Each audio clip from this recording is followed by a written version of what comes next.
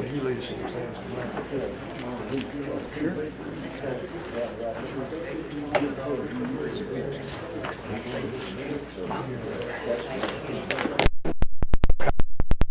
tell you what I'll do for our meeting together when they come up.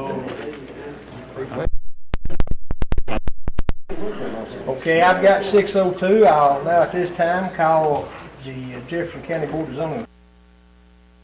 Y'all would, please join us in prayer. Chad, you want to lead us? Thank you, dear Lord, for this day. Thank you, God, for the opportunity. Thank you, Lord, for the blessings that you bestow upon us each and every day, Father. And Father, please help us make good decisions and wise decisions today to honor the people of this county and to do our jobs here as we need to do them. In Jesus' name, amen. Amen. David Nelson's going to lead us in the pledge. Attention, salute, pledge. I pledge allegiance to the flag of the United States of America and to the republic for which it stands, one nation, under God, indivisible, with liberty and justice for all. Thank you, men.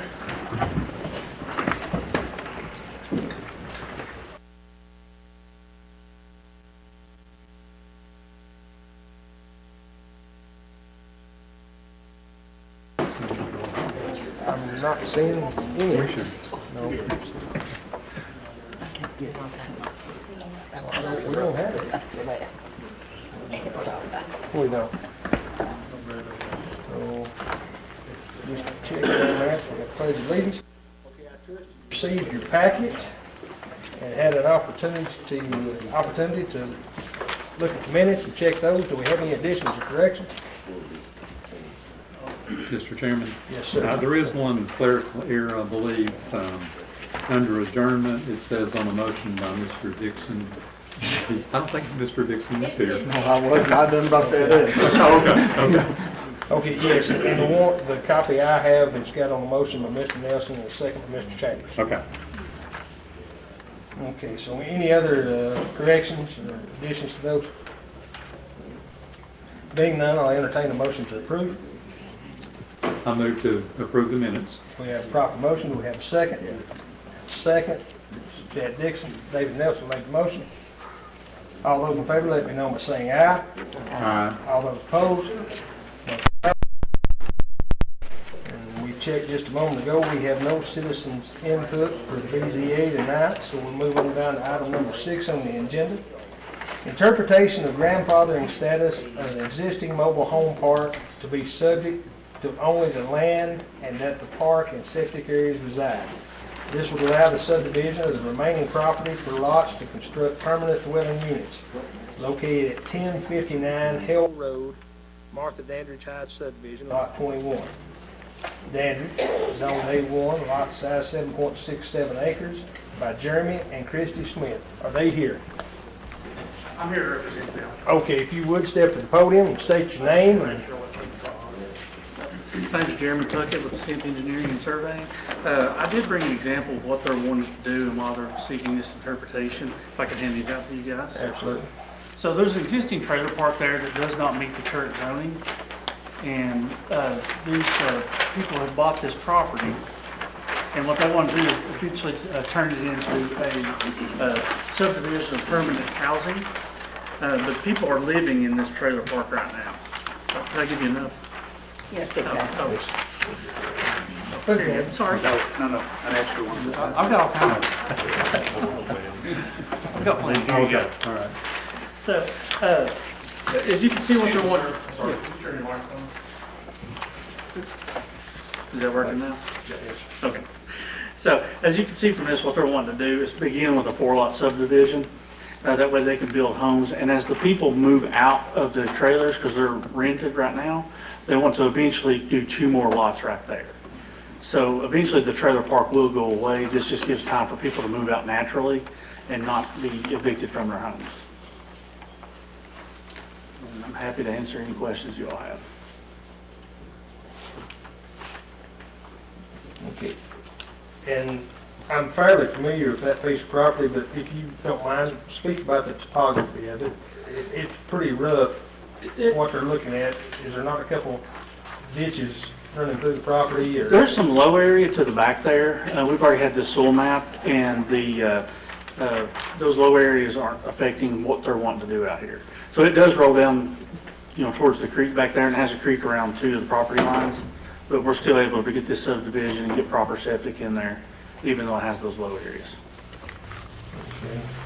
And have you all spoke with Mr. Carter, his office yet about that, to see if that's even possible?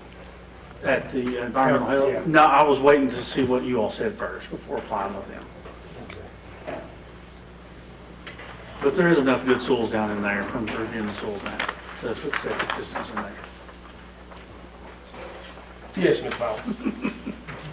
So, one, you're before the Board of Zoning Appeals, Right. and this was an interpretation of nonconformity, legal nonconformity Of the trailer park. of the correct. trailer park. But there are no, on the 4 lots that you're showing, are there any trailers on those properties? On the 4 that we want to do, no, but this is in the Dandridge planning region, and he asked to have it sent here to get y'all's interpretation that this would be okay to do before he would take it to planning commission. Okay, so, as far as what you handed out, this is a subdivision plat. So you are not asking for the subdivision of this property? Not right now. This is just what they want to do eventually. We've not made an application to Dandridge planning So commission. the request, I'm not sure I understand your request. The request is the nonconformity of the trailer park be limited to the area the trailer park is in now. So a nonconformity only applies to the legal lot of record that it's located on. Which is all of this right That's now. all, Which- and which then is every all year of that it. works. Which is all of it right now. That's your standing and that's your understanding at this point. And there are no trailers on lots 1 through 4. Correct. So, once again, I'm not sure I understand the request. What Dandridge was thinking is that the density there's actually zoning density applies to the trailers themselves. Even though it's grandfathered, he wants to make sure that it's okay with this board, that we limit the grandfathering and the density to just where the trailer park is. I think that's inherent. You can't add or remove land and maintain the legal status. The legal status of grandfathering. Right, so if you do this, then the legal status would still apply to the area to the far left that fronts on the side road where the trailers are. Neighborhood circle. Right. So it would be, your grandfathering status would still apply to lot 2R, 2-1R1. Right. 21R1? And that's what we're just wanting to verify. He just wanted to make it an official with this board. Okay. And you said that the trailers are currently leased, currently rented right now. Correct. And as those people vacate those, They're not going to be looking- pulling them out. Pulling them out, doing away with that. I'm sure this has come up in conversation. How many other lots are y'all wanting to try to get? Once all the trailers are gone, there'll be 2 more. 2 more, so a total of 6 on that piece of property. Mhm. Well, we're talking down the road a ways on that. That will You're be a just, while. you're just wanting to know if you can subdivide. Put this and use 4-lot the adjacent subdivision, property on there. Right. That's grandfathered. Are these 6 existing mobile homes on septic now? Yes. And if you cut any of this area off, is it going to mess with the reserve area No. on the that- I existing? don't know, I hadn't seen anything. And my understanding, most of that's in floodplain. Okay. Yeah. But no, we left room for the reserve area. Did I ask who sold map this? Mike Searcy. Tom, it sounds like you're familiar with that piece of property. Do you have any concerns other than that at the lower end? Well, what they're proposing and what happens is subject to the soil, Absolutely. Yeah, this is subject to change. bedrooms and all that. And, it's my understanding, he just kind of wanting to know, could he do this if I approve that way, basically? 'Cause, Yeah. And it's going the way I let him prove it that way. So and when they come back with the subdivision plat, you would have to sign it Sign as That's right. authorizing of the Right. septic system. Right. That's And right. at that time, you would have to determine that the field lines that serve the 6 trailers Right. are all on the lot where the It's the same- nonconformity same still number. exists. Yeah, exactly. Really, it's just an upgrade. Yeah. Okay, does anyone else have a question or concern about this? Mark, you familiar with that piece of property down there? So it looks like that Zone A, Mm-hmm, it's agriculture. FEMA map Zone A, doesn't Oh. actually include this property. I think Zone A, that's the boundary line. I think that's just where it's been highlighted because it's on Tennessee property Well, unit. his Probably. kitchen, his kitchen on the trailer's gonna go in too. Well, I think that color is because this has been highlighted on the Tennessee property unit map. And when you print it off, it picked it up. I think your Zone A extent is along that creek right there. Yeah, there is, it's along the creek on those two Yeah, and property then it lines. extends to the east, Yeah, in the south. yeah. Okay. But all we're having to decide is an interpretation. Is it okay for them to cut that off if it's approved by everyone else? That's right, and it'll depend upon whether it will, Perk. take septic, whether Exactly. it's perk, and it may be suitable for 2 lots instead of, that's down the road. Right, Can it be exactly. cut off and developed? Yeah. And I think what he's actual recognition is that when he cuts the 4 lots off, they don't have a legal non-conforming status. At that point, they lose their non-conformity. Those 4 lots. For those 4 a lots. yeah. Sure they do. You Yeah. can still, Yeah. you still have this, though, would be. Yes, it would. Yeah, but that's still there at that point. Yeah. Absolutely. Any other questions or concerns? Being none, what's the pleasure of the board? I make a motion that we interpret the grandfather status to remain on the existing park, and then if he chooses to subdivide the other into 4 lots, I think he'd be enough to do. We have proper motion, do we have a second? I'll second. Second, Sue Springfield, second. Any further discussion on this? Being none, all those in favor, let me know by saying aye. Aye. All those opposed, motion passes. Thank you. You want your copies back? Yeah.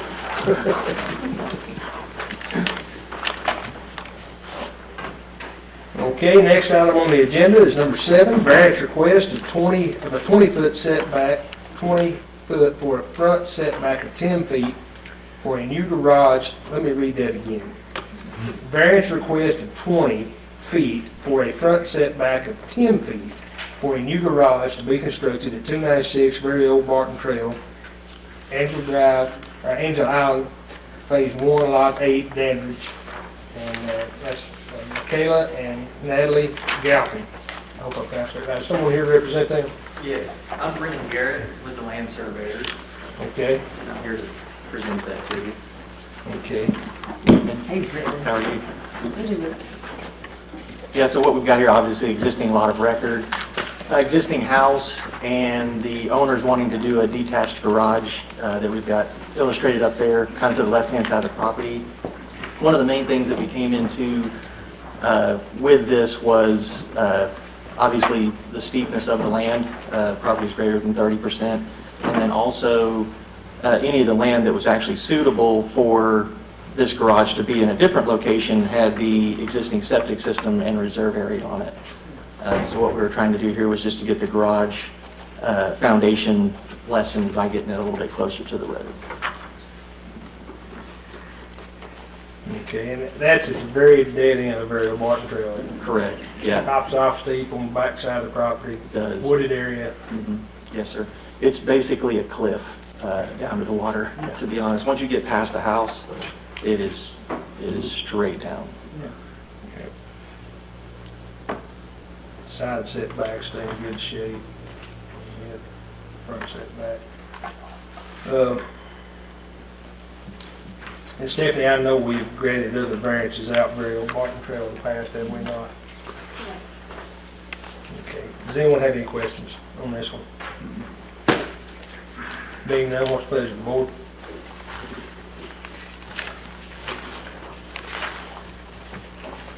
Mr. Chairman, I move that we grant the variance of 20 feet on the front yard setback. Okay, we have a proper motion by David Nelson. Do we have a second? I'll second the motion. Chad Dixon, second. Any further discussion? All those in favor of granting the variance, let me know by saying aye. Aye. All those opposed?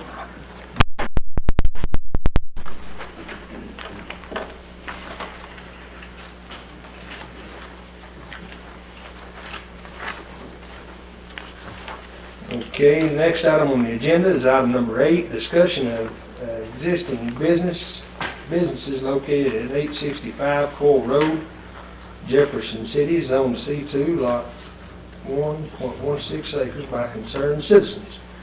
Do we have any concerned citizens? We have a community here. Okay. If you would step forward one at a time, and I'll just ask you this, in lieu of respect of time, I'll ask you to try not to be redundant in things, but definitely express your concerns with us, and we'll try to limit it to about 3 minutes, if that's okay. Okay, all right. David Moore, 864 Coyle Road. I just had a question. I know we've all everybody's familiar with it. We've come before you a couple times now. We were just wondering where we're at on it. Is there a time frame that they're still operating there? The trucks have slowed down, but they're still doing business there, and it is heavy industrial business. Okay, to my understanding, they have moved several pieces of equipment off the They've property. moved possibly 50% of it off. Okay. There's still some of it, there's a 6-acre tract beside it that is zoned ag. They're still over on it. They moved some of the stuff up next to the road. They still have some of the equipment. It was my understanding that there's supposed to be a 50 feet right of way off the road for commercial businesses. Okay. I'm not sure about that. I'd heard that. They're close to that. I don't know if they're over it or not, but they still have some stuff. They have like a huge catwalk that's probably 30, 40 foot long that you can, put up so guys can work off of it, still setting up closer to the road. There's still a couple drill rigs over there. There's still excavators. There's still heavy, I guess they're called generators, Right. huge generators, still piled in over there.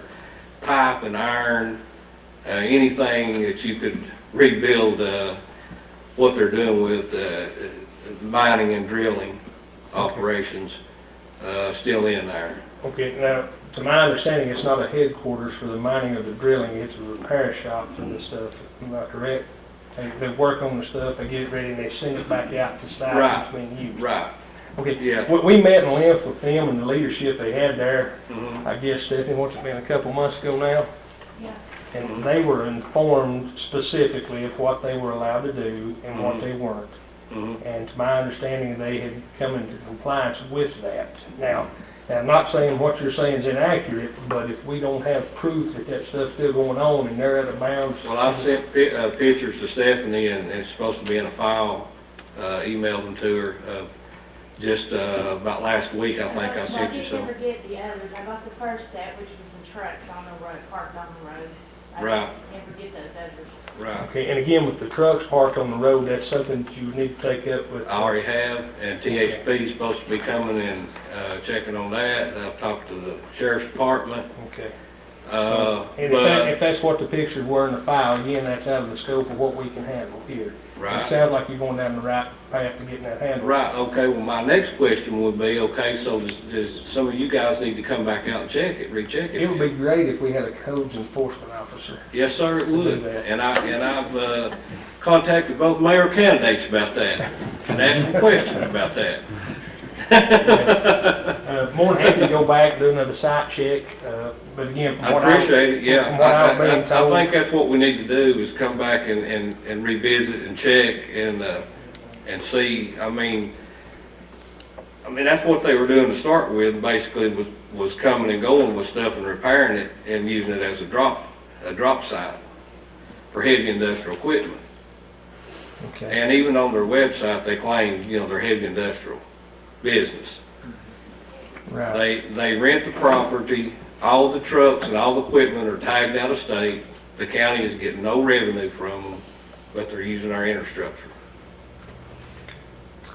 Okay, All right, thank you. appreciate that very much. Is there someone else wishing to speak?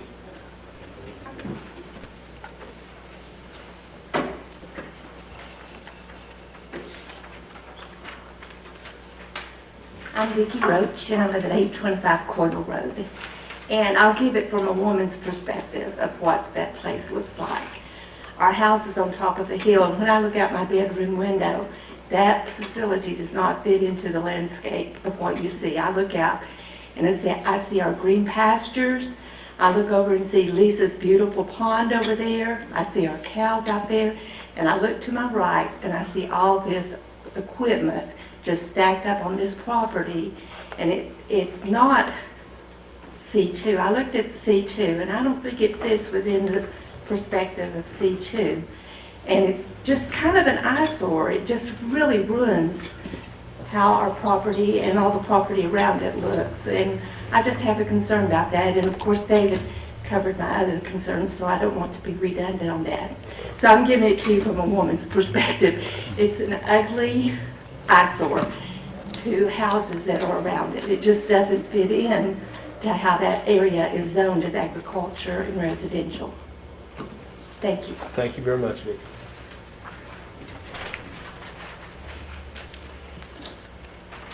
Is there anyone else on the discussion of Core Road?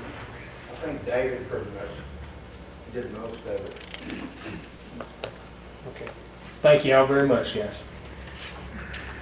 We'll get back out and do another site visit on it. Next item on the agenda will be a motion to adjourn. Sue Springfield makes the motion. Do we have a second? Second. David Nelson makes a second. All those in favor, let me know by saying aye. Aye. All those opposed? At this time, call to order this Jefferson County Planning Commission meeting. And again, I trust you've had your packets, you've checked your minutes and read those. Do we have any additions or corrections? So moved, Mr. Chairman. Have a proper motion to accept the minutes. We have a proper second. Austin Brooks made the motion, Randy Bell second. All those in favor, let me know by saying aye. Aye. All those opposed? And still no citizens input.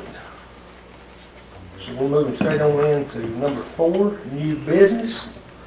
Final plat approval for 3 lots of Muddy Creek Road, Dandridge. Ms. Sharon Chester. Sharon here. Oh, Ms. Chester.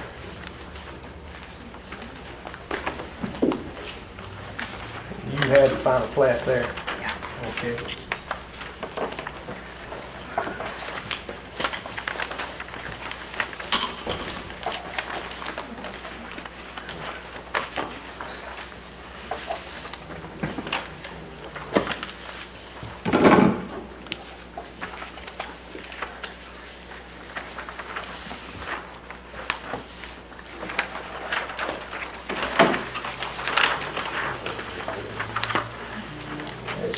You have more than one copy of that. Yeah, I have several. If you don't mind, give us a couple more here so we can look at. Thank you, Jimmy. And looking back, the signature block is one thing.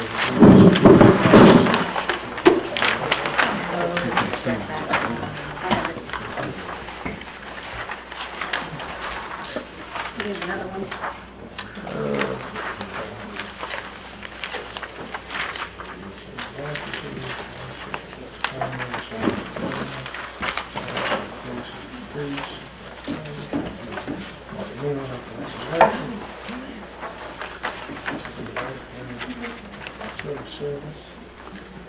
Ms. Baldwin, do you see anything there that you still have questions?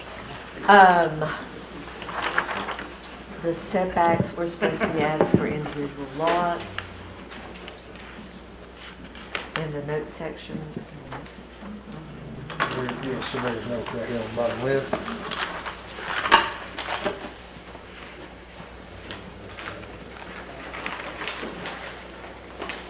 That just makes it that they're going to cost Stephanie. And the signature block for the road superintendent.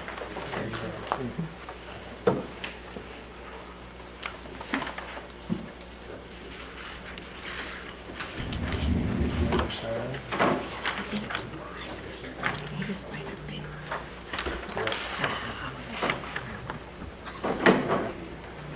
So it says, all setbacks must be verified before any improvements, and then building setbacks are subject to current zoning requirements. Current zoning within the case of time of construction. Such as Joe still needs to sign on it. Okay, so Catherine, you're at peace with what you got? Okay, does anyone else have any questions or anything for Ms. Jefferson on this?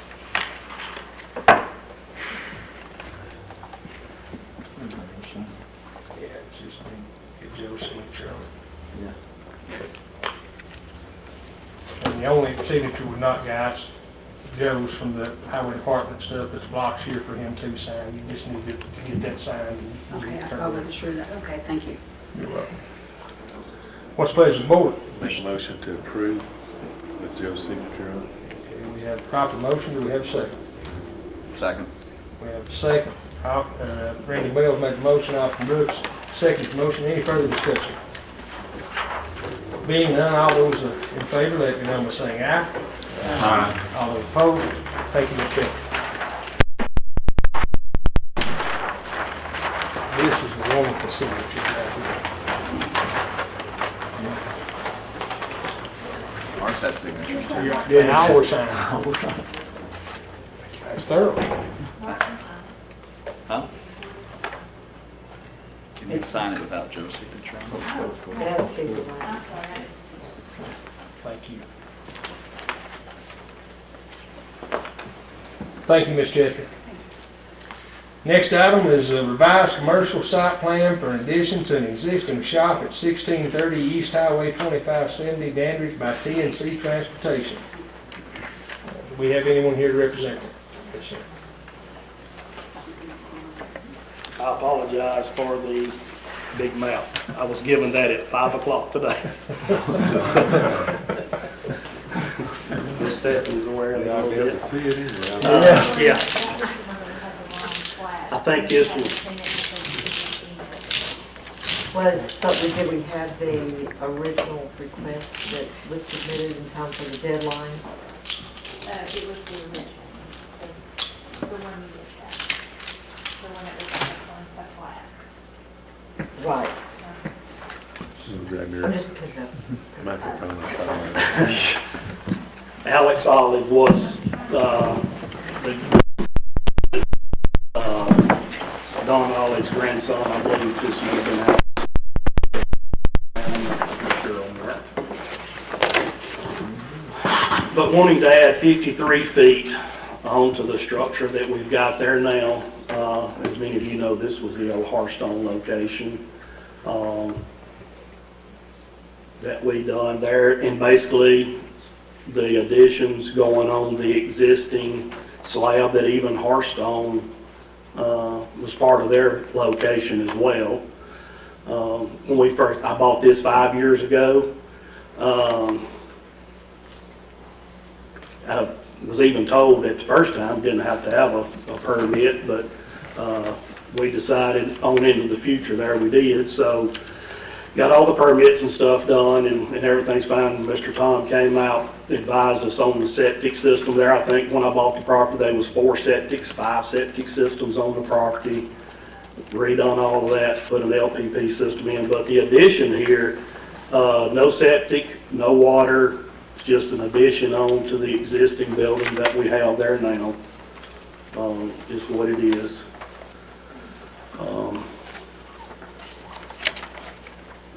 It's what we're looking to do. I've got a picture here of, if anyone wanted to see it, it's a picture of the existing shop now and the concrete slab there where it would be going as well.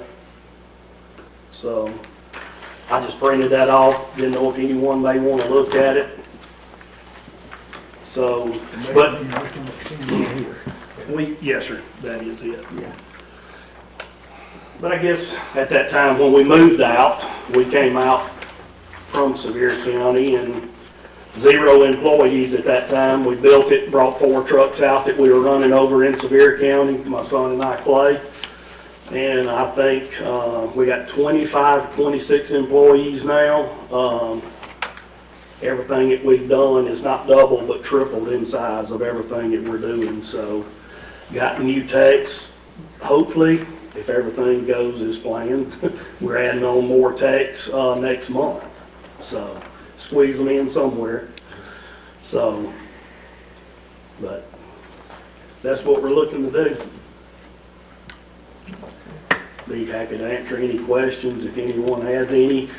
Got some emails from Miss Stephanie. Yes, that when I bought that, it was different. It was 4 parcels of property. I do have a deed. We combined it all into one deed when I bought the property 5 years ago.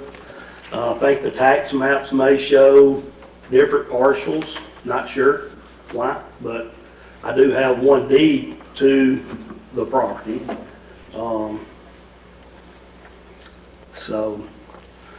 But anyway, like I said, the 53 feet extension, what we're gonna do is basically where the old Hearthstone location was as well. Just adding on to the existing structure. We have 107 feet shop there now, is what we have now, so. Be looking at a total of 160%. Yes, sir. Mm-hmm. I think it's 4 more bays. We have 6 there now, so.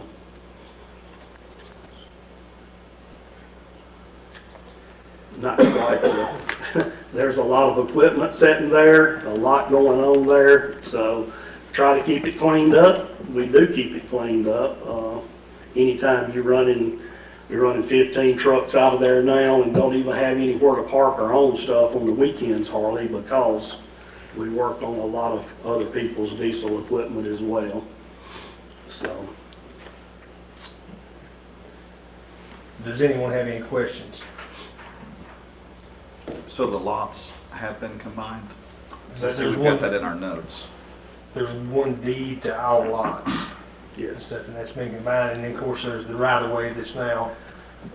I done a quick claim deed to that. What the right of way is, pretty sure it's what it is. There was a culvert that came from the interstate. It's not part of, it's on out, but there was a culvert that came from the interstate across the 2570 that drained the interstate water. When I bought the property, it was about knee deep in water on the interstate right of way out there. I got with the state highway department. They came out there, looked at everything.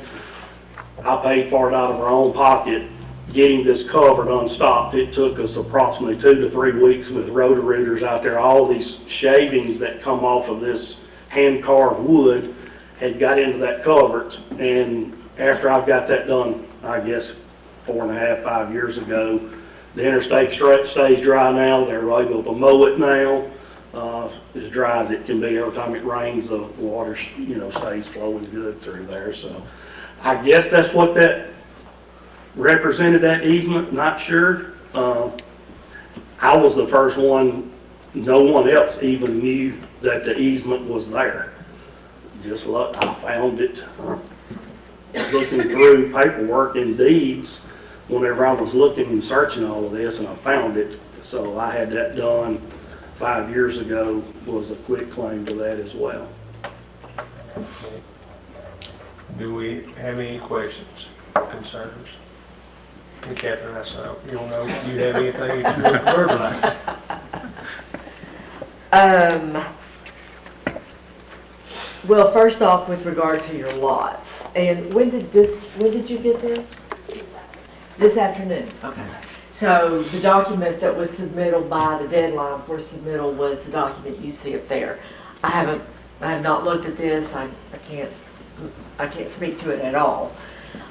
With regard to your lots, when you have property lines that are in existence, to legally combine them, if they are less than 5 acres by state law, you have to file a subdivision plat.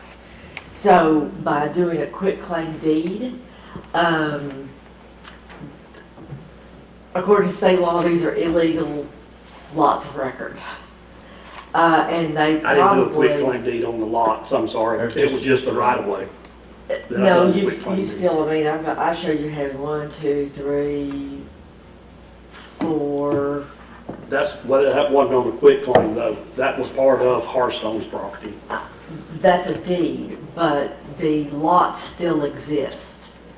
A quitclaim deed does not eliminate lot lines. I'm not disputing that. What I'm saying is the property, when I bought it from Harstone 5 years ago, in which the board approved it at that time, because it was actually zoned, whenever Harstone's location was there, it was zoned agricultural at that time.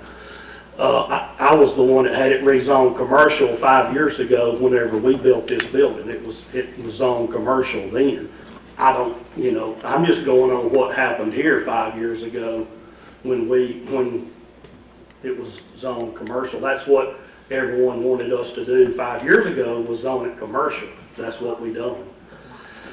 But the quitclaim deed was just on the easement from the state, a 10-foot easement. That has nothing pertaining to this 53-foot extension to my building that we're wanting to an addition. Has nothing to do with easement or quitclaim or anything. And this came in this afternoon, I can't speak to that at all. And also too, they will stuff, one that sent you like on last Tuesday, whenever Alex sent you this, when I heard about this right here, then they was wanting something different, was at 2:15 yesterday, I believe it was, when you spoke to me yesterday. Right, and I didn't know that you was even trying to get up with Alex, I didn't know that you was needing something different. I made this happen from 2:15 yesterday until today, and I apologize about that. I didn't know that you was needing something else from Alex, but I made this happen from 2:15 yesterday up until today, and I apologize for that. Can you show the full area of that? Because that was my concern when we first looked at it. It was, well, Is the concern that it crosses lot lines? well, in terms of looking at the site, the original document that we saw presented was a plat. It was not a site plan. Oh. And then when, with regard to the lots, the lot line still exists. Does the building cross the lot line or get too close? I can answer that. You know, again, I have They not. cross all the lot lines. Yeah. They was 3 or 4 lots that this property was made of. I guess when Randy bought it, I don't know how many years ago, it was agricultural property. It was still zoned agricultural as of 5 years ago. Even when Harstone was working, I don't know how many people out there, it was still zoned agricultural. When I bought this, that's when it was recommended to me to get it zoned commercial. So, and that's what I was doing, and we done that, so. And when it got rezoned, each individual lot was not rezoned as an individual lot, it was the entirety of the deeded property. From what I understand. I wouldn't lie to you for that piece of property, I'm not aware of that, but all I know is I have one deed to the property. Okay, but from the submittal requirements and from the requirements to have a site plan approved, this is the document he presented to meet your deadline. Right. That is a plat, that is not a site plan. It's got all the signature blocks, it's got a number of different items on there, but that is a subdivision plat. And it's not showing the lot lines. The lot lines still exist. So from the standpoint of, to make sure you're clear of all title issues, and there are no clouds on your title. I got a title search right here. Yeah. I had that done.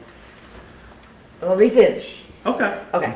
So from my perspective, he's got 4 lots. He's never actually shown the other lot to be included. And once again, that is a plat. It is not a it is not a site plan. So apparently you have a site plan now, but was not presented in time for review by staff. And that's all I can say. And you can look here and see that apparently somebody at some point thought that you should eliminate the lot lines, because that's what that document right there does. And that was Should what. do what? Eliminate the law? Eliminate the lot lines, because that was the document was submitted. So let me ask you something. Did we do something wrong then 5 years ago when we built this existing building? Sorry, I can't speak to that. All I know is this is the document that was submitted. Yeah. This document is a subdivision plat. It's not a site plan. Yeah. And as far as the subdivision plat goes, it doesn't represent the elimination of all the lot lines. So, those are my comments. Okay. Thank you, Kathy.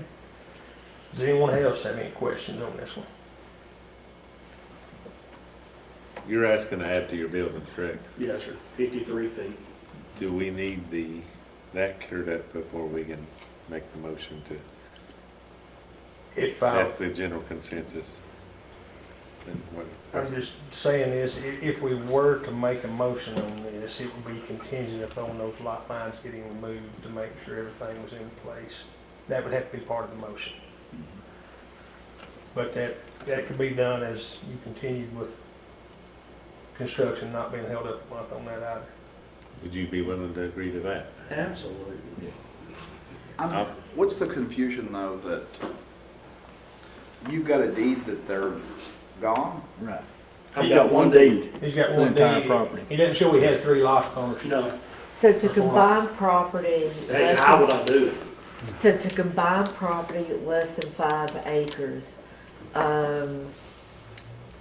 it does not, those are not legally eliminated. They still exist. According to the state of Tennessee, they still exist. Okay, Catherine. So if you subdivide less than 5 acres, Pardon you have me. to file a subdivision plan. Here's the question on this one. He's not subdividing, he's put it back together to have one piece of property. He's not wanting separate lots, he wants one sole piece of property. I know, and irregardless of 5 years ago what took place, what does he need to do now to clean that up and not be held up for another month on getting on with good weather and building what he's wanting to do? How can we do this so that it benefits us and him as well? And moves him forward. Yeah. So, you don't have a site plan. That may be one, I don't know. It looks like. So you could approve the addition to his building, and with the proviso that prior to final permit, that he has to come back with a subdivision plat to eliminate all the lot lines. That way he could get a building permit, he could proceed, but you would need to come back and eliminate the lot lines. Basically, what you're gonna be doing is just making a plat, that whole property, bring it to my office. I sign it, and it'll be one piece of property. It's 4 lots. You don't have the authority to do a plat. Only the planning commission can do more than 2 lots by your bylaw. Yeah, but I still gotta sign it. You do have to sign it. You do have to You sign gotta it. bring it to me before you can bring it back to you all. And to be honest, I'm surprised your bank hasn't raised these questions. Normally that creates He may have paid for it.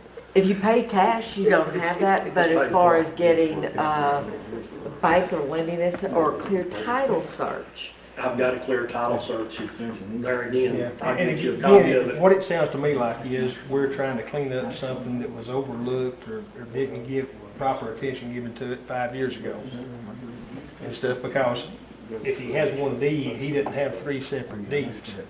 He's got one deed that includes the lots he has. And that's, I know, and that's what you're wanting to clean up Yeah. in this process. And it sounds to me like he's willing to do whatever is necessary on his end to take care of that. Yes, sir, Austin. I've got it pulled up here on TN Property Viewer, and I can see like the very big building, and then there's a small building right in front of it. That's right. But it doesn't appear, looking at the lot, that the addition would cross a lot line. It does, they're to the east. the So- additional, there's 2 lots to the east, and then there's The the additional right-of-way easement to the west. Yeah, so I guess, I don't see the relevance of the lot lines if he owns 4 lots and wants to add on to a building that's sitting on 1 lot. Again, this is the document that was submitted for review. This is Okay. the document, my comment. The problem based is, on- I just got this at 5 o'clock today. That's the problem, and I Okay. apologize to you for that. I wasn't aware up until 2 o'clock yesterday that we were waiting on that. I made that happen, I don't know how many copies is there since 2 o'clock yesterday, and I apologize for that. Well, and again, the statements that Catherine made was based upon this, not that. Yes, I understand. You know, it's There in defense again, of I her had one comments. deed, and I seen the emails that basically that you were referring to, and I wasn't clear, for one, because I've done been before the planning commission whenever I bought this, and we rezoned it commercial, and obviously made it a lot better, I think, but nevertheless, I wasn't really following or knowing that it was a law pertaining to that, because it was 5 years ago that I was just in here doing, so I wasn't really following what you was talking about there. I don't, of course, forgive me for speaking for you, but I don't think you were trying to skirt anything. I wasn't. Oh, and I'm not implying that it was. I'm Right. trying to Yeah. make sure that you're cleared for takeoff. Yeah, you're Yeah. trying to clean up a mess too, so Yeah. if we were to approve contingent upon those things being taken care of, and get with Mr. Carter signing off on things, and coming back, I just hate for good weather to finally be hitting and a man Thank having to get something done, being Yeah. held up for another month Right. because of Yeah, an I oversight or appreciate that. a mishap. I got 2 guys supposed to start 1st of April, and I'm behind already, so trying to add employment, that's all. Do we have any other questions or concerns on this one? Being none, what's the pleasure of the board? Make a motion to allow him to do his addition pending getting the property lines, whatever that complete issue is, taken care of. Legally combined. Legally combined with Tommy's signature, and then bring it back to us next month. I don't think we need to hold him up as long as he's willing to get that. Absolutely. If you don't get that, then it'll be a Shoot you. cease and desist until we get stuff straightened. Absolutely.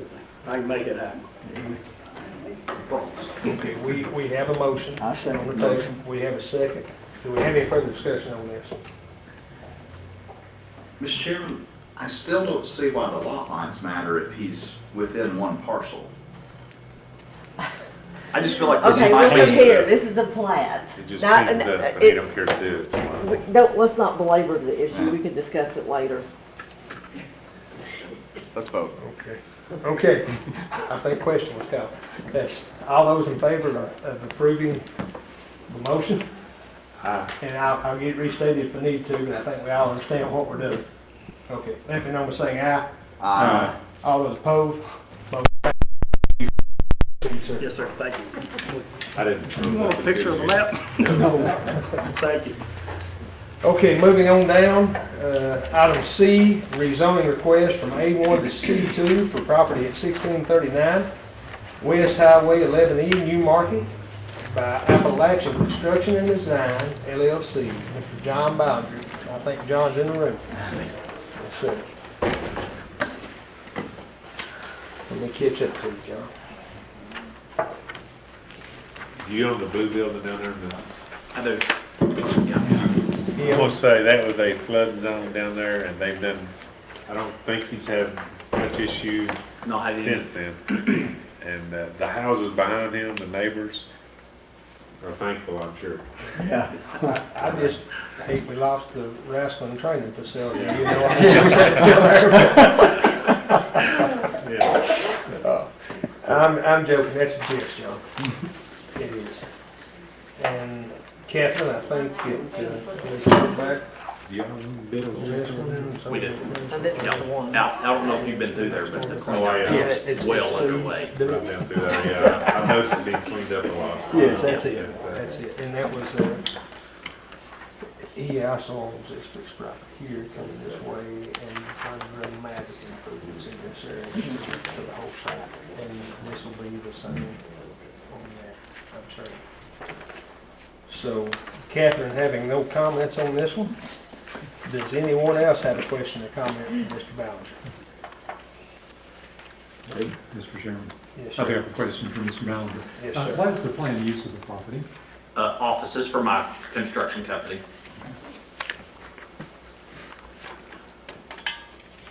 So we're going from a junkyard to office building. It already, it already looks a ton better down through there, but it didn't. I assume you've had an environmental assessment? Oh, yeah. We did we did a phase 1, phase 2 core sampling. We did 4 groundwater tests. We went groundwater 4 times. So it's all been through UES. Searcy did our soil mapping. The engineer of record is Matt Sprinkle, Sprinkle Engineering, and Benfield Richters are our architects. So we're well underway. We just want to make sure we do it in the right order, starting with you. That's a scary piece of property. Yeah. The funny thing is it's pretty much spotless. It's amazing. Which everybody thinks it's a junkyard, but it really wasn't. They were rebuilding cars on the inside. So they weren't, the public was never on the property stripping things, cutting stuff off cars, so it stayed clean. Yeah. They would rarely see your part. Well, usually it's the oil and gas and liquids that leak out with that many cars. That's truly amazing. Yeah.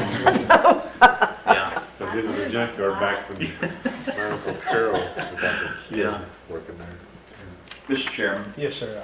I move that we recommend this rezoning request to the county commission. Okay, we have a proper motion. Getting ready to ask that. Do we have a second? Second.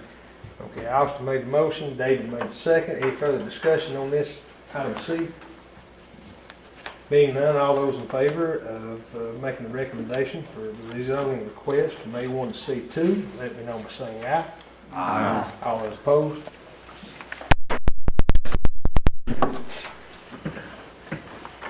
Okay, D, rezoning request from A1 to RR for property off Parish Chapel Road, Sevierville, 19 acres. Is anyone here to represent Edwin Riviera?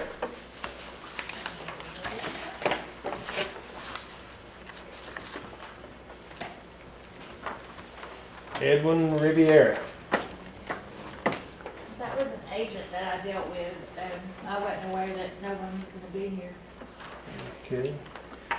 Would we like to table this next month? What is the action that we took? We can deny without prejudice, and they don't have to redo their form or anything?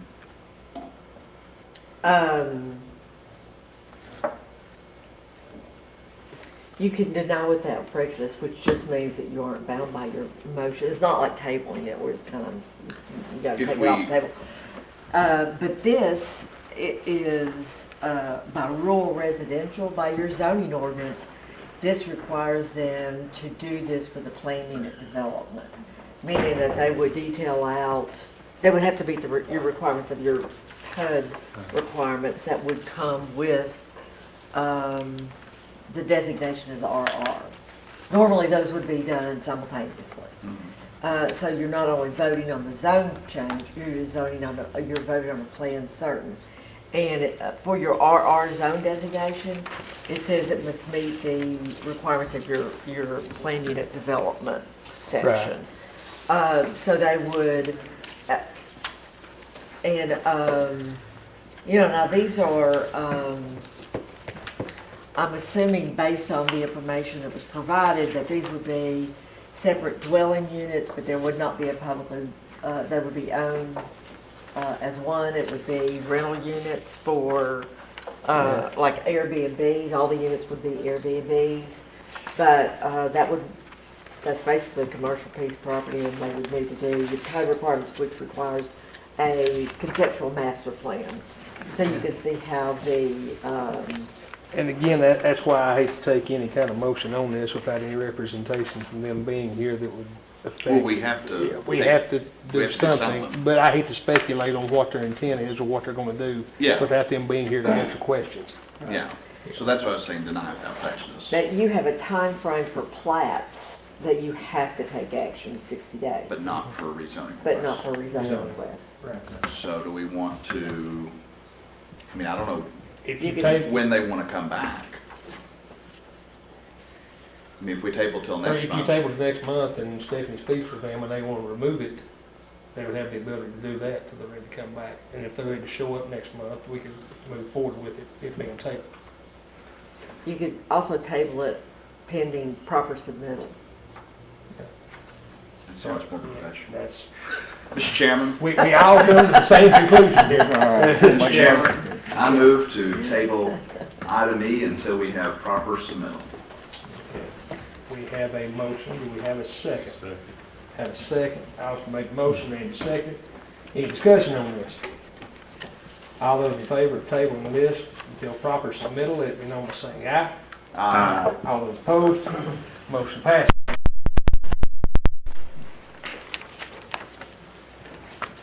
Item E, rezoning request from A1 to R2 for property located on West Highway 2570, New Market, 2.224 acres by Brandon and Jessica Park. Is anyone here?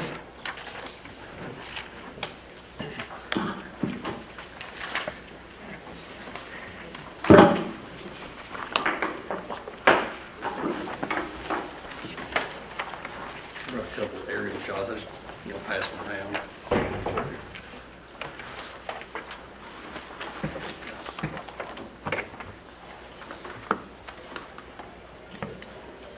So I'm going to build some rental units on this property, long term.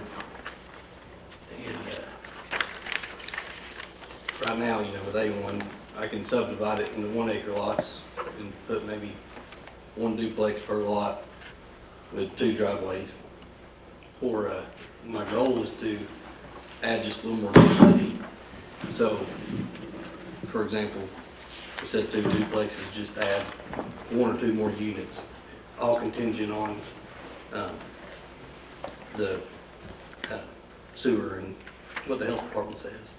I couldn't do nothing without that anyways. Is sewer available there? No, it'd be on.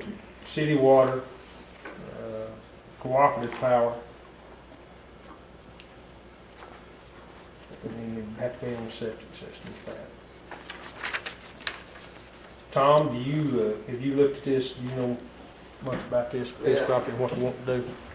I've looked at it, and of course, like he commented, according to, how many units he gets, will be contingent on what the soil is and what we can give him as far as area for septic and all. But I'd like to go a little bit step further on that. I mean, that's, he might propose 6, he could get 8 if the septic's there. He might propose 6 and he only gets 4. Right. After we do the soil mapping, but, You mean we can't tie to the sewer for the trailer park across the road? pardon? We can't tie to the sewer for that over there? But I'd like to just make a comment about this while we're on this, because it's something I've been approached by. It's funny, 2 or 3 people right here at one time came up with the issue, and I didn't know it. I went out and looked at the property as far as septic, and I'm going, I don't see no problem putting 4 units, 6 units, whatever, after get the soil map. And then I came in and seen Stephanie, and she goes, well, you can't do that. You can't put a single unit on a A1 piece of property. And I'm going, when'd that happen? And I'm going, so, like you say, he's got to subdivide, do 2 driveways, do this, to get 2 duplexes. And I'm sitting there going, this is something I think y'all need to look at, because I've got 2 or 3 people out here right now sitting, it's on a major highway. Most of it's on the main highway, it's not out in the rural area. That's wanting to build like 1 building. They don't want to fool with building a duplex here and a duplex here on 1 piece of property when they could put 4 units together. Or maybe you can get 6 instead of 4, because the driveways and extra parking and everything like that make it more dense. And under your current zoning, you're not able to do that. It's only got to be a duplex. So the only way you can resolve this at the current time is to rezone something R2. And that's why the request is being made, and I talked to Steffi about that. That's why we're coming up, because I've got several people right now wanting to do exactly what he's wanting to do. And most all of it's on, major highway. So that's my spiel on that. Tom, appreciate that very much. Does anyone else have a question or concern with this? And again, you made the comment about if you were to divide the property into 2 lots, you would have two driveways coming onto that state highway. Yes, sir. And from what I'm familiar with this, if you don't stay kind of to the westbound side of it, you lose some sight coming across the hill. Right, you do. You have more visibility if you move the driveway down towards the property line on the right side, or the left side of the picture there. Right. It's right there where that crest is, isn't it? Yeah, and you can see good both ways if you West move side, it you can see down. both ways. I've still had trouble adjusting to the 4-way stop there. Yeah. That's a little different. According to sirens, a lot of other people do too. Guarantee it. Mr. Chairman, Yes, sir, David. sorry. When you look at this location and look at our urban growth plan and urban growth boundaries and planned growth area, this property is located in what's designated as a rural area. And rural areas are supposed to be preserved for very low density development. In fact, if you read the objectives, one of the objectives in the rural area is to avoid high-density development of any kind, residential, commercial, and industrial. And so I think we need to consider that when we're looking at this, because we're going to a higher density if this is approved. David, I definitely respect your concerns with that. And I think we missed that ship when the trailer park went in and Strawberry Hills got subdivided there on the back side of it. It's already a high density area, even though that was not the intent. And you can see it in I don't know if you've. I saw it. Okay. It's there. And not arguing for or against, just addressing that concern. It's densely populated down there in that area. Anyone else? Mr. Chairman, Yes, sir, Austin.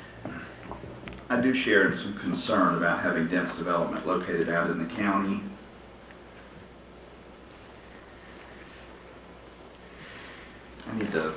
R2 is not one I've studied up as much on. The reason you're requesting R2 over R1 is because you want a more dense development. Correct, Basically, as dense as you could go, as long as the ground would allow it for your septic. I just want like 1 or 2 more units than what I could get on it right now. As long as the septic, Perfect. the Department of Health and Setting it up kind of like apartments, is that what you're? there'll be 1 story on a slab brick. I kind of have like, a layout of what they look like. At least 1 building. That's a 4-plex.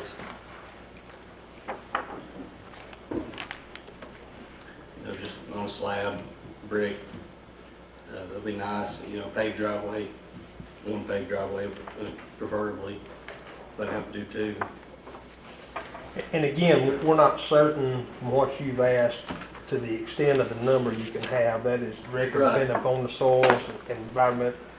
The health department, Tom, and them making sure everything is good with it. You're just wanting to It's just like an example. rezone that to give you the option if everything else lines up. Exactly. And I do just want to ask this question, and I'm not trying to be argumentative by any means about it. How many single wide trailers can we get on a football field size lot? I have no idea. And I know we're not trying to stay with that, but that's just looking across the road, I see that. And you can probably get 8 or 10. And they're all on septic. And nothing against the trailer park or anything at all like it, but I just think we're talking out both sides of the mouth when we say what's across the road can have it, and maybe it's detrimental right here beside of it. So my hangup is nothing to do with that. It's simply the A1 to the R2. Is that an appropriate place to have an R2? That's my That's hang-up. what would give him the ability to have the number of units, but to maximize the number of units if the soils provide the opportunity. Mhm. That's the way I understand it and what I talked with Tom And it's about. not gonna allow like 30. I mean, it's gonna, Oh, yeah, there's no telling what it's gonna allow. It's gonna go there. 2.24 acres. Yeah, I'd say. exactly. I mean, and it's not gonna be like high rises. Mm-hmm. It's just single family. I looked at this one, and as much as I would love to think this, and it still be an A1, I don't see the first person buying that piece of property, putting up a fence and trying to run 2 or 3 head of cows on it like a pay for itself. It's lost its agricultural good.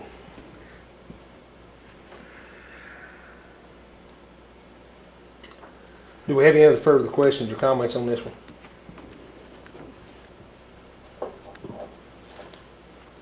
Being none, what's the pleasure of the board? David, would you pass that back there, please? Thank you.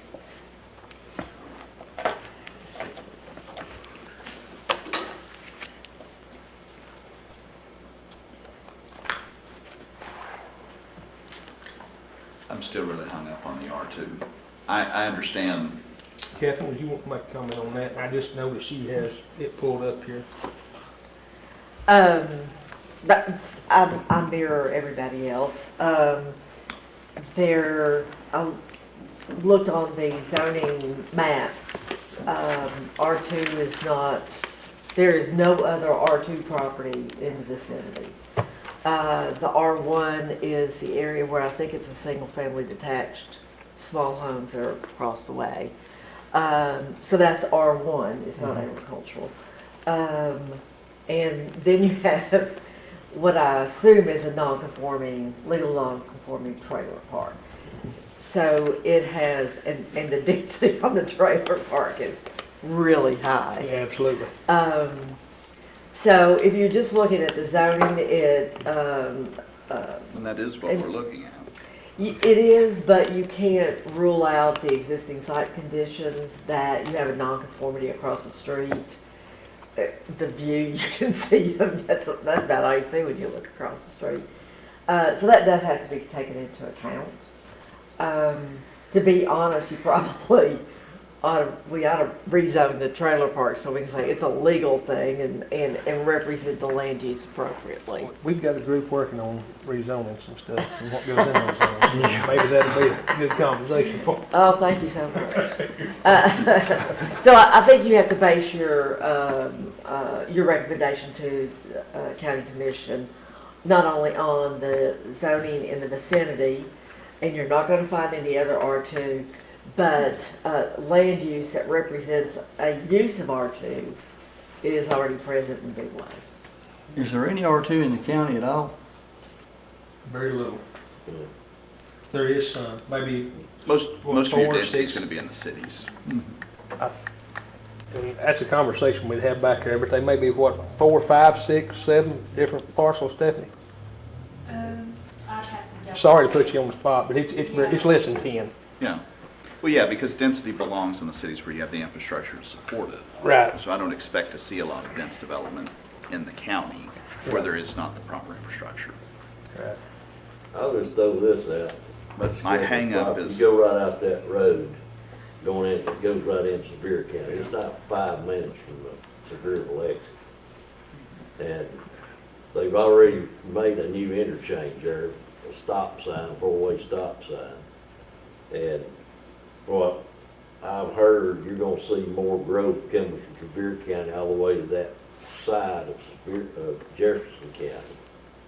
So this is gonna be something, I'm gonna see, you know, maybe not while I'm here, but you're gonna be looking at higher density in that area due to the road access to Sevierville and the proximity of it right there.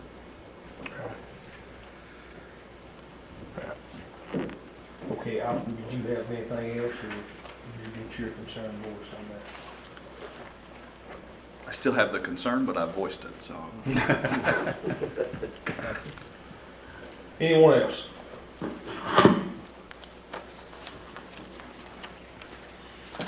Okay, I'll ask them what's the pleasure of the board. I'm making the recommendation to go from A1 to R2.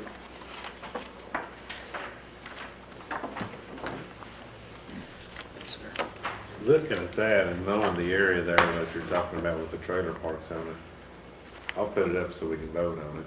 If so, I can get a second on that, I'll make a motion that we allow that based on the, recommend that we allow that based on the other circumstances around it. And I don't know how to word that properly, I'm sure, but I think the general consensus, everybody understands what I'm trying to say. Based on the high-density trailer park right there, C2, I would think if we're gonna do an R2 in that area, that would be the place to do it, based on everything around it. And I'll put that out there as a motion to recommend, if I can get a second on that, and then we can vote on it. If it gets voted down, then we can back up and look at what else we can do to do it. But only because of the area around it, because it is out in the county, right across the street, and what's the junkyard right there? It's right on the corner there. Yeah, and then on the back side of that towards Sevier County, I think there's, I can't think of the name of that junkyard. But anyway, it's all, Sonny's used to be down there. it's all in that area right there. It's, and it's 2.24. 2.24. There's a convenience store, two lots down. I mean, it's, So Okay. I'll make that motion if I get a second. We have a If we proper don't- motion. Do we have a second? I'll second it. So we have a second. Is there any discussion? I'll say this, seemed like it came up that they may want to go back and look at rezoning the trailer park fixed property. I heard that got mentioned as well. So maybe there's more R2 comes in down there. Our planner's one said that, by the way. Any more discussion? Being none, all those in favor of rezoning, No, recommending. recommended for rezoning, the Peach property located on Highway 2570, West Highway 2570, from A1 to R2, let me know by saying aye. Aye. All those opposed? Aye. Aye. I think we had, let's see, let's do a show of hands here, so I'll get on there. I think it was, we don't have to do a roll call, show of hands is sufficient. All those in favor? 1, 2, 3, 4, and opposed is 2. Okay, motion passes. There's 7 of us here. Yep, did you count that? He didn't vote. I didn't vote on it. Oh, you abstained? Oh, okay. Oh. Okay, so 4, 2, and 1. 4-2. Okay. Thank you. Okay, next item on the agenda, resolution 2020-603, amending zoning regulations of Jefferson City, Tennessee to reflect certain prohibited uses in all zoning districts and permitted uses in the I-2 zoning district, solar energy and wind energy system by Mr. Austin Brooks. Mr. Chairman, last month, as you recall, I believe it was you that had requested that the working group look into this. It did not make it into discussion at today's meeting. There was a lot of discussion regarding, well, actually, I take that back. It did as a part of a larger discussion to do with A1, but it was very briefly touched on. If Catherine could go back,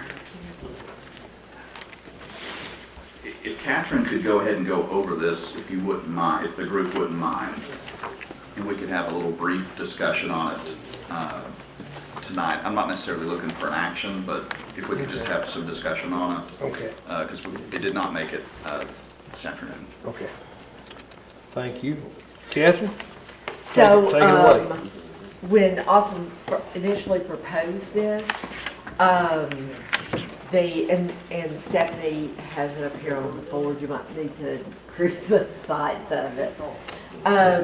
So I think the initial proposal was to change this in 2 zone districts. So I went back and looked at all the zone districts that reference these 2 uses. And Just a point of clarification. I could give the intent, which was to get it would be an accessory use in all zones. And a primary use would be in the I-2 industrial zone. That was the intent of the document. Right. And, but having said that, it's allowed in, it's in every single zone district. And, or there's a state, the quote,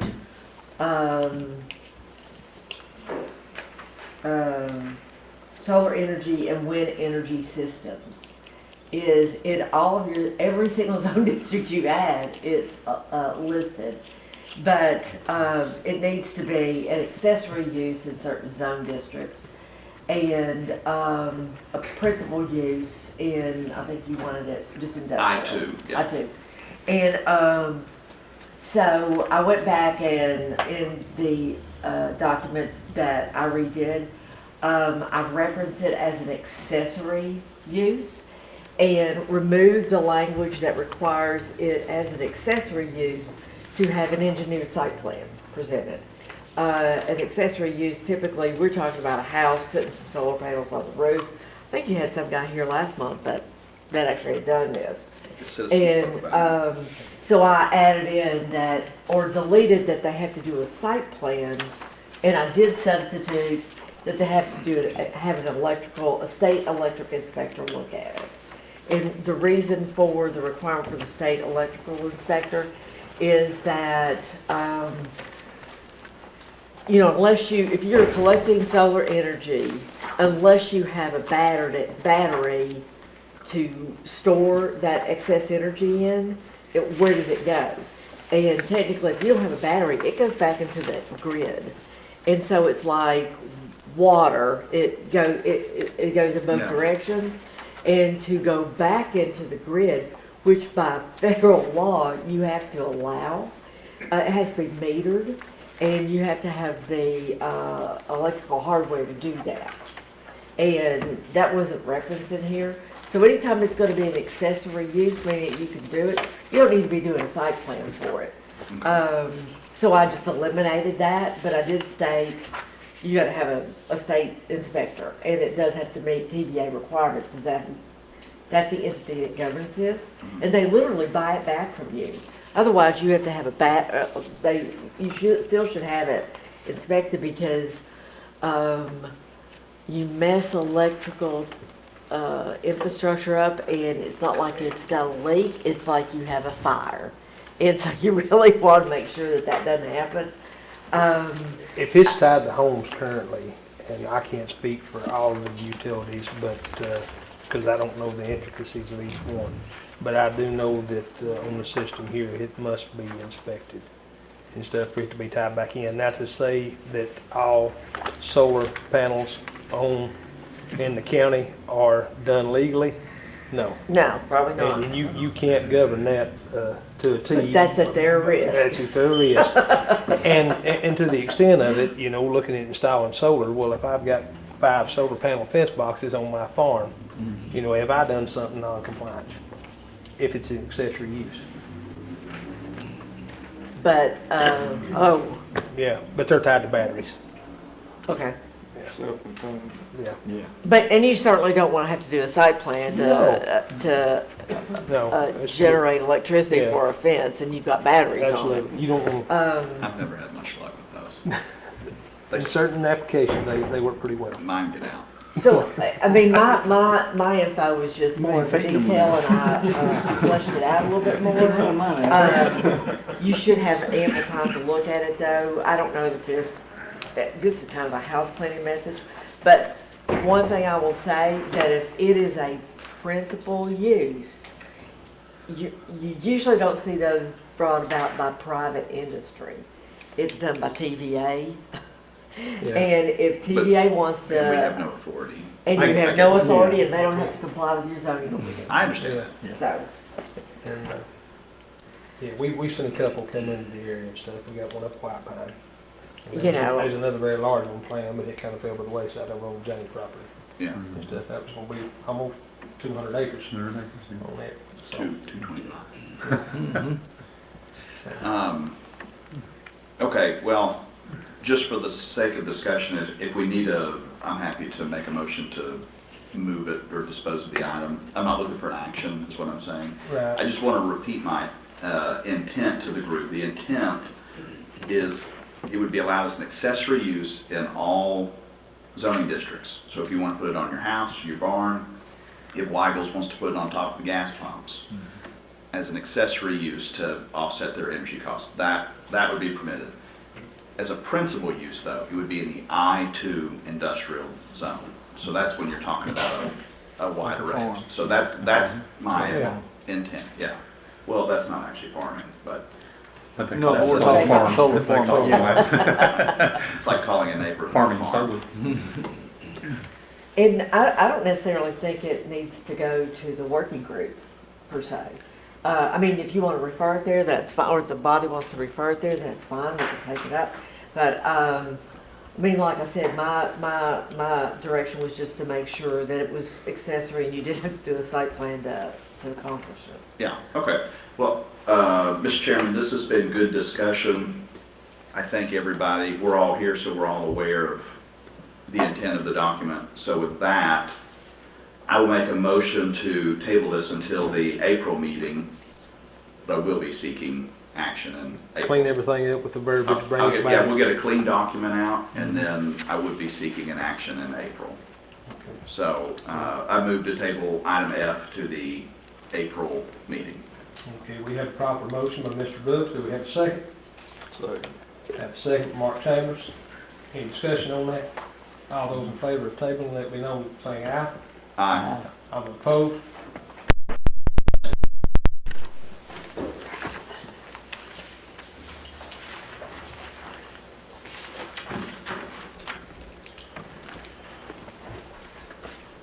Okay, next item on the agenda is G, discussion of proposed bylaws of Jefferson County Regional Planning Commission.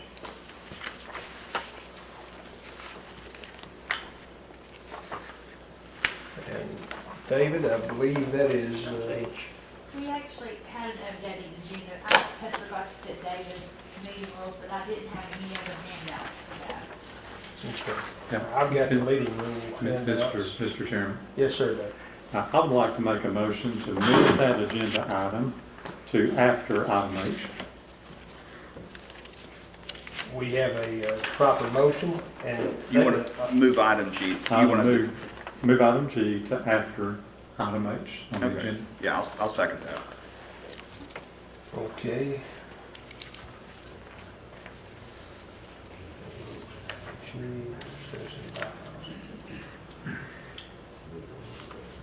Okay. Bylaws are here. H is hers, you want to move yours after that, correct? With the bylaws. Yes, sir. I handed mine to him for April. Okay, we have a motion, we have a second. Yes. Okay, any discussion on that? Or without objection, maybe? I'll go ahead and take a vote. Okay. All those in favor, let me know by saying aye. Aye. All opposed? Okay, so now we have David Nelson. Okay, discussion of proposed bylaws by Jefferson County Regional Planning Commission. Okay, and Catherine had put together some bylaws at my request in lieu. I've just got to find them. I had a copy a minute ago, but I got it. Okay, that is it right here, yes. Okay, so this is what we're discussing. The bylaws. Yeah, the bylaws. Yes. So, kind of a condensed version, somewhat to the degree of the rules that were being brought up by Mr. Nelson. And that come after consultation with what other regional planning committees were doing, what they had in place. So, Catherine, if you don't mind, would you share what's common practice throughout planning commissions here in East Tennessee? Sure. So actually, this is, most bylaws are pretty standard for a body, any body for that matter. This just runs through compliance with state law, name of the commission, office of the commission, the membership, Technically, as a county, you have to have a minimum of 7 members. They are supposed to be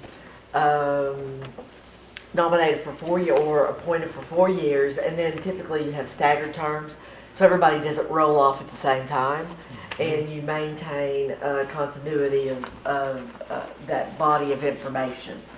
So that's in the membership. And the terms of 4 years, except that 3 of the, that's what it is, 3 of the members should be 1, 2, 3 years respectively. 4 members shall constitute a quorum. Vacancies, any vacancy shall be appointed by the Jefferson County Mayor for the unexpired term. And that's to maintain the rotation of the Planning Commission members. Compensation, counties can provide compensation to Planning Commission members, but it is only a reimbursement for anticipated expenses, like your gas to get here, or if there is a lunch or anything brought in, that's considered compensation. I don't know if you guys do that. Do y'all get money for gas? We get it per diem. You get it per diem? Okay. So that's Article 2. I don't think we can give ourselves a raise, though. I think that's pretty much set. Oh, I would hope it, if it's based on the price of gas, you just got a raise. It's not.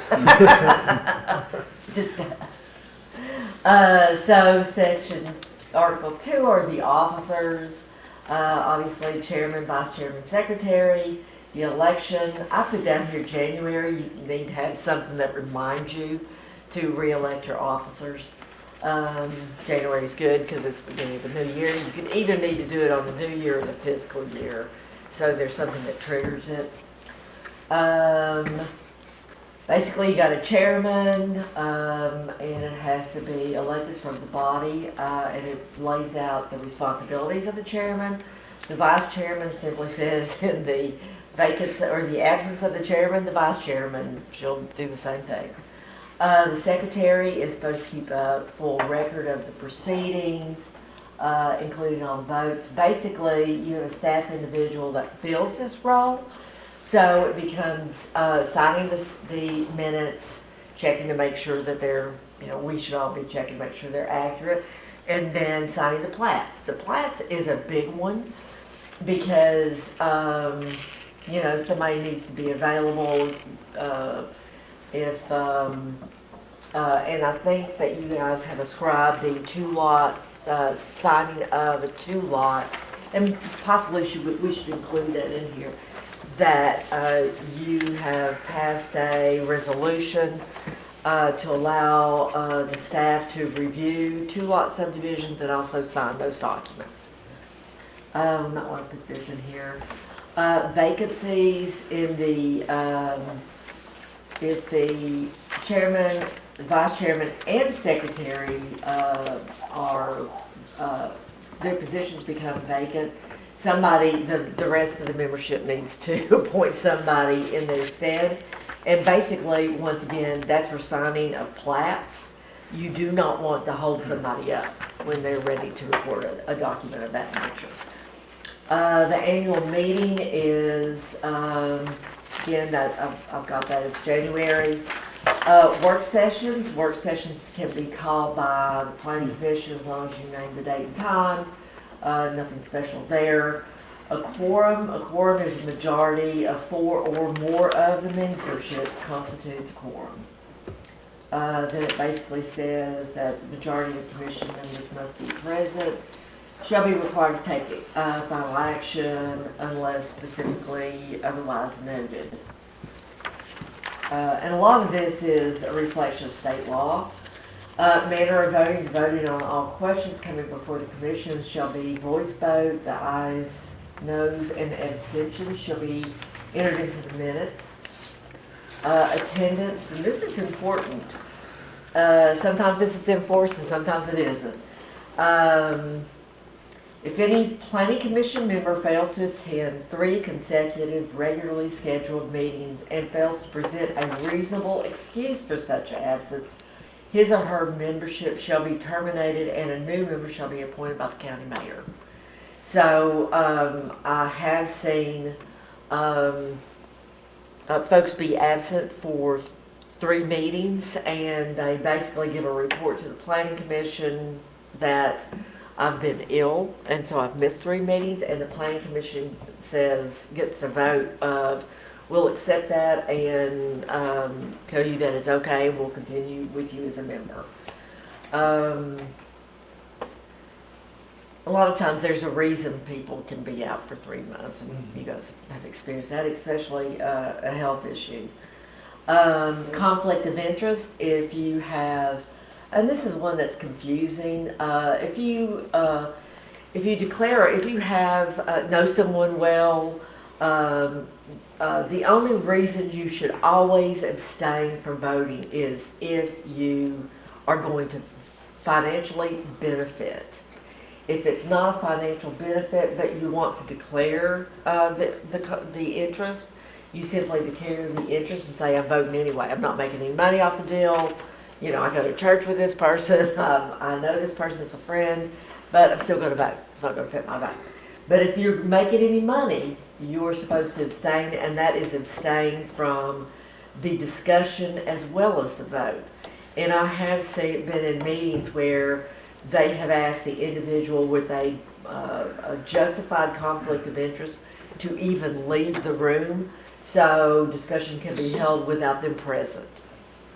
Agenda items, basically it says that it's supposed to be any item for consideration by the planning commission should be submitted to staff 10 days present. And I think that's your standard, that's what you have now. It's 15, I believe. I'm sorry? 15 now, is that not correct, Stephanie? Yeah. Yeah. 15. Is it 15? Yeah. Do you want it to be 15 or? 15 is, Huh? 15 is 2 weeks? Yeah. 2 weeks Basically and a day. 2 weeks? Well, we're limited on getting it We in do. the newspaper because our paper only runs once per week. Oh, So okay. that's, I think, why that was set up that way. Yeah, that's the Okay. deciding factor. So I'll change that to 15 on here. Unless we can get the banner to do 2 papers a week.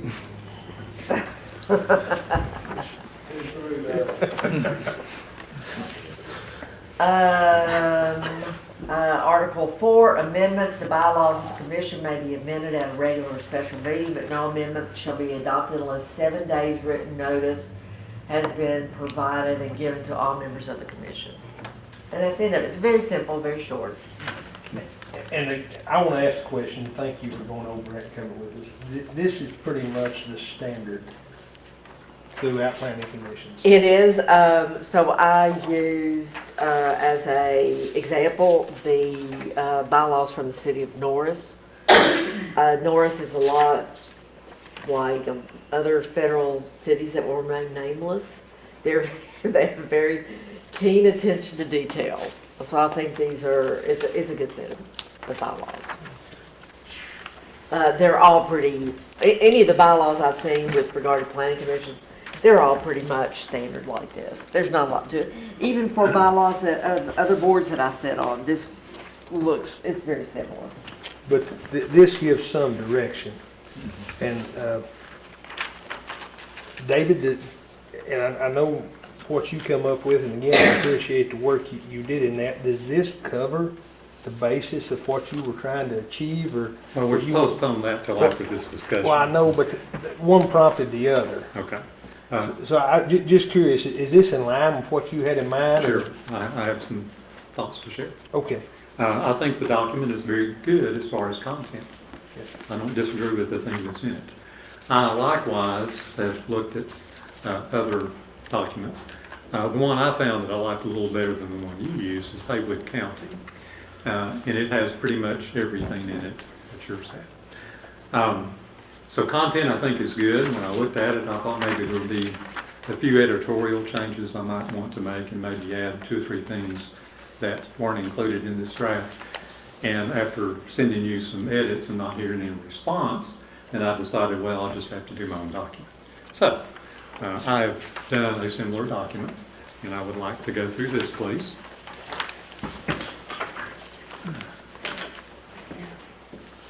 And I will say I've gone through the draft that Catherine presented to make sure every single thing in her document is in the one I'm giving you. The main difference is just organization and format. The content is essentially the same. There are a few differences, and I'll walk through those with you. The first one, and again, they look different because format is different. The content is essentially the same. On page 2 of the document I just handed out, under compensation, I'm suggesting a slight change in that to also include compensation for continuing education expenses. And I didn't understand the wording in Catherine's document about how that should be done, so I'm just suggesting we say it's in accordance with the prevailing policy of Jefferson County, Tennessee. So that is one change from her document I'm suggesting. If you flip to page 3, under election, again, this came from Haywood County. I've added a couple of phrases there. The second paragraph under election, it talks about the election process, how that should be conducted. And then the third paragraph, the nominee then takes office, basically, upon election. Now, I have put one thing in here that we typically have not done. Typically, when we have elections, the results go into effect immediately. I feel like that's awkward. And so I'm suggesting that when officers changed in this document, it's upon adjournment of that meeting, and then they take office from that point forward. So that's different than Catherine's document.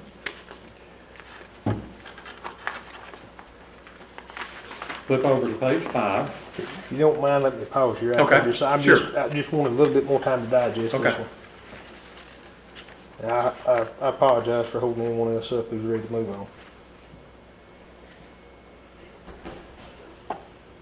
It's the same number of pages too as her document. It's not really any longer.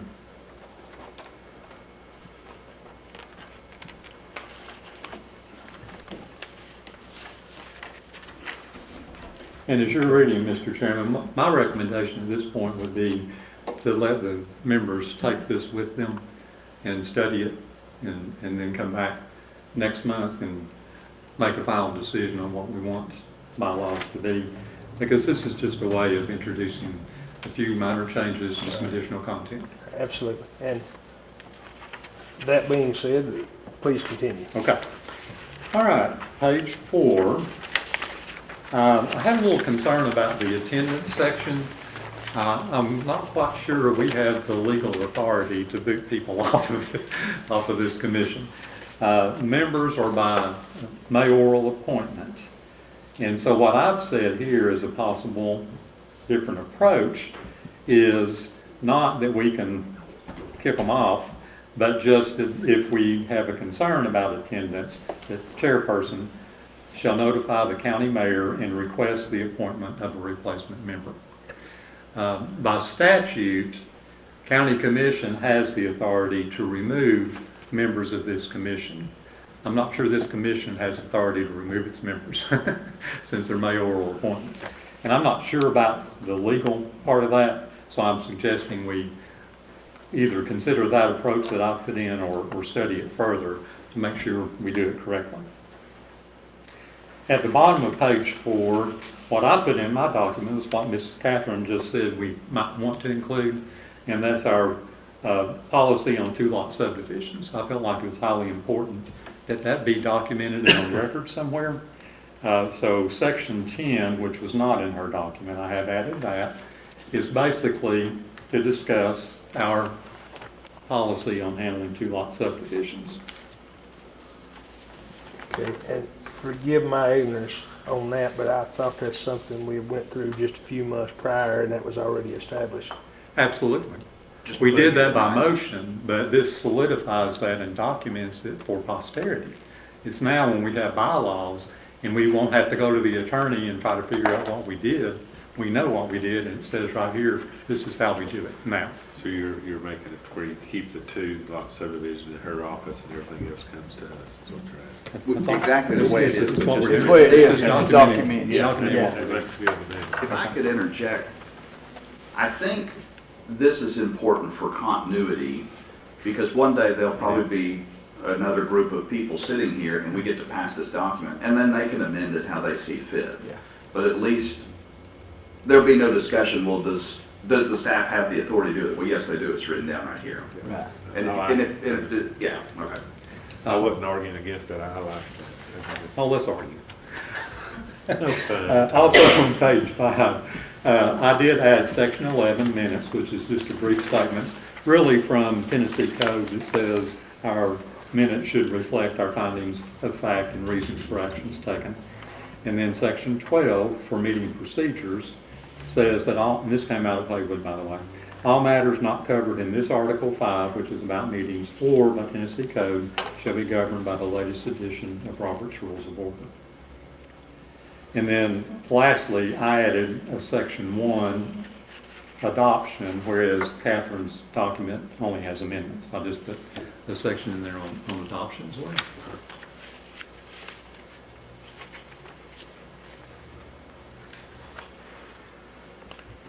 And I didn't highlight this, but I did put 15 days rather than 10, wherever that is in here, when documents are supposed to be submitted.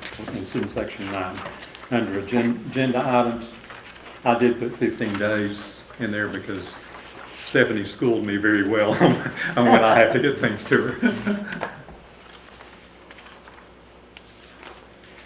So, Mr. Chairman, my recommendation, as I said earlier, at this point would be not necessarily to try to take action on this today, but just have another time to study it and see if there are any other questions or concerns before we try to make a final adoption.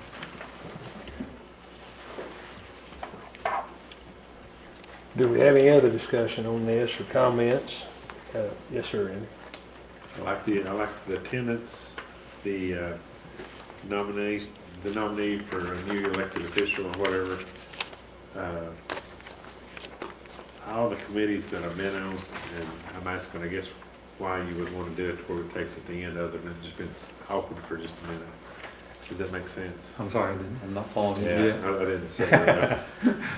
I think I'm Go past your kidney stone and we'll talk again. I think so if hypothetically, if you were to vote in a new chairman, the chairman you have would conduct the rest of the meeting, and then your new chair would take over That's what at the he's next meeting.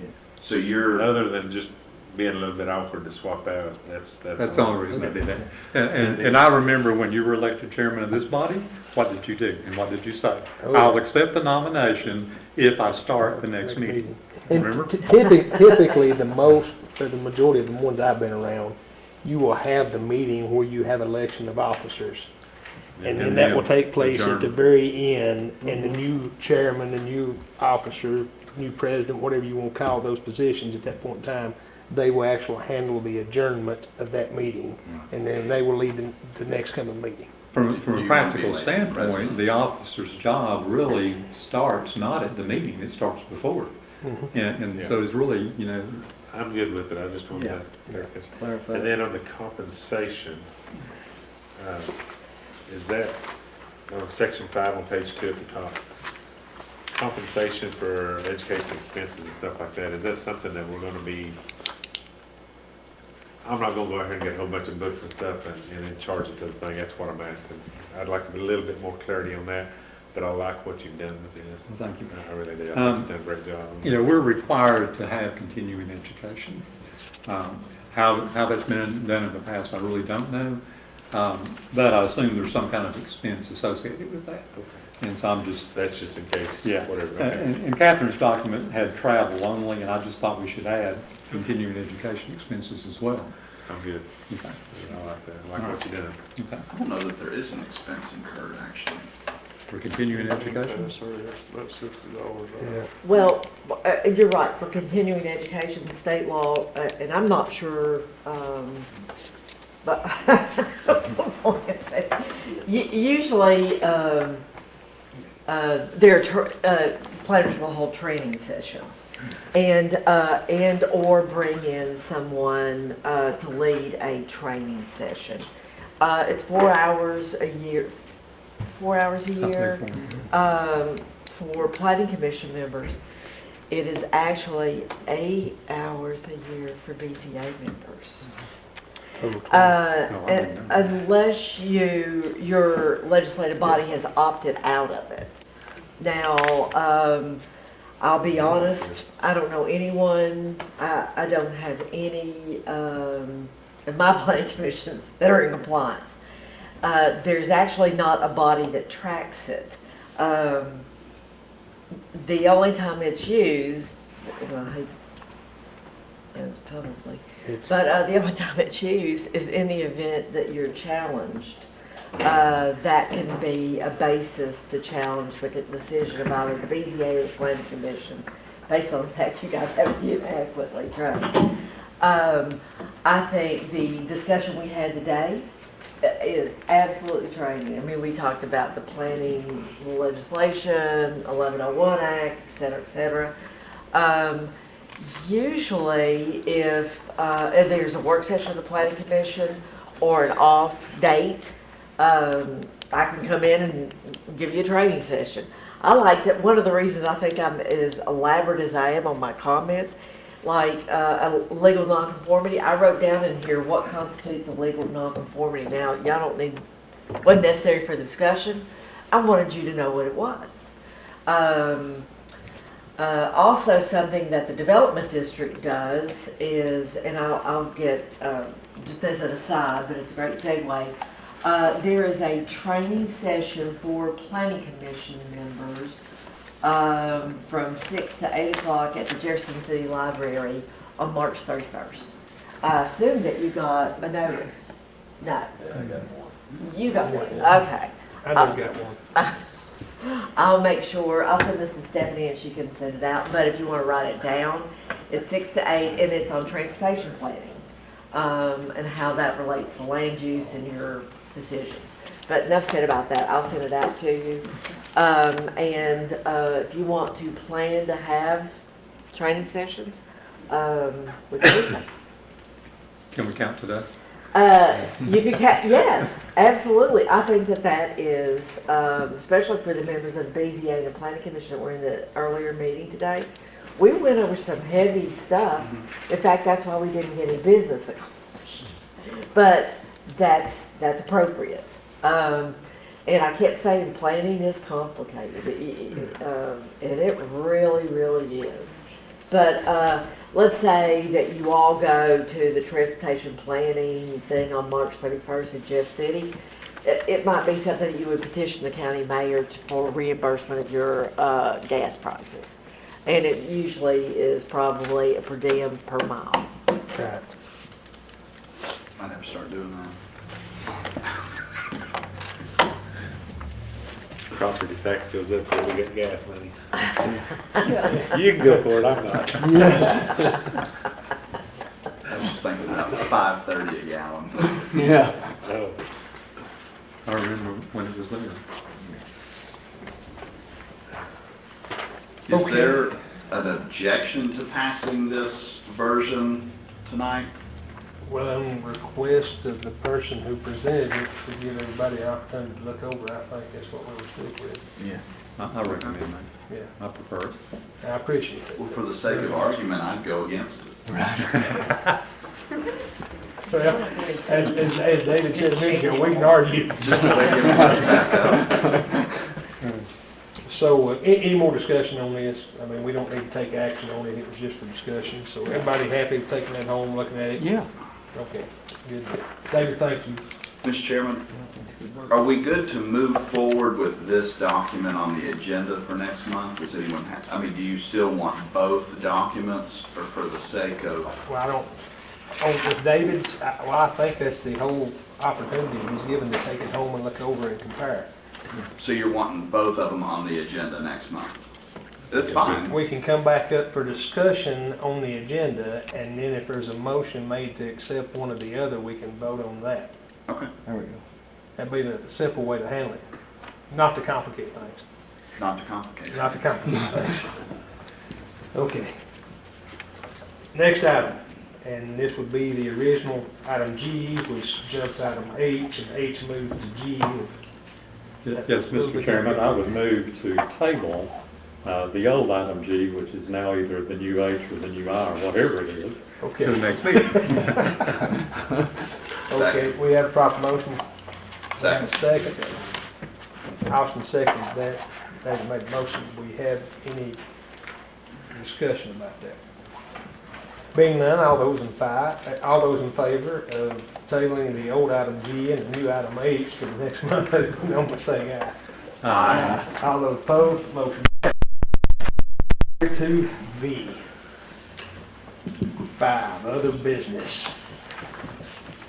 We have anything else to discuss? Anything you want to go over, Mr. Bowden? Good. Mr. Chairman, I wouldn't care to speak to the happenings of the working group. Well, I was gonna If ask you that. want. Yeah, and Okay. that's, I was gonna ask that once I give everybody else a chance to say Oh, okay. anything they want to discuss. And I've heard a little bit, about an hour and a half worth of it, but that's, I'd like to get everyone's take on that today, so, yes, sir, Dave. I just wanted to see if we can add an agenda item for the next meeting Yes. on development standards for mining and mineral extraction. And my intent is to bring a resolution to the committee in the April meeting.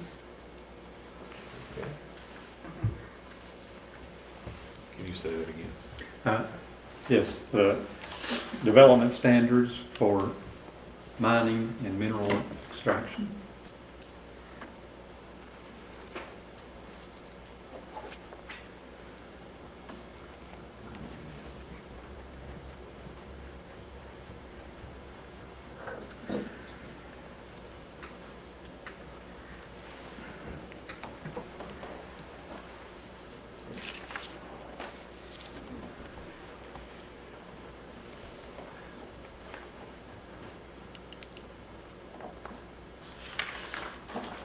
Okay, Stephanie, you got that, correct? Yes.